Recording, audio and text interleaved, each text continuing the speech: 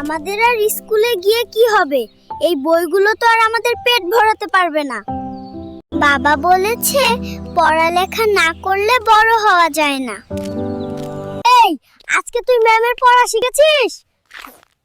আজকে পড়া না পারলে ম্যাম কিন্তু শাস্তি দিবে।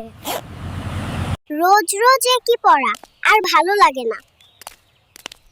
হ্যাঁ, আমি মোটামুটি শিখেছি বলতে পারবো। এইটা আমাদের স্কুল কত সুন্দর, তাই না? আমাদের স্কুল অনেক সুন্দর। Good morning ma'am. তোমরা সবাই পড়া শিখেছো, এখন ধরতে পারলে বলতে পারবে? মিতু, তুমি দাঁড়াও, কালকের ছড়াটা বলো। ভালোভাবে মনে করে বলবে, যেন ভুল না হয়। আম পাতা জোড়া জোড়া মারবো চাবুক ছুটবে ঘোড়া। ম্যাম, আমার আর মনে পড়ছে না। আগামীকাল থেকে সবাই ভালোভাবে পড়া শিখে আসবে, আর না হলে আমি কিন্তু শাস্তি দিব তোমাদেরকে। বড় হতে গেলে ভালোভাবে পড়ালেখা করতে হবে। যে পড়ালেখা করে না সে কখনোই বড় হতে পারে না। তাই সবাই ভালোভাবে পড়ালেখা করবে। আর এমন করব না।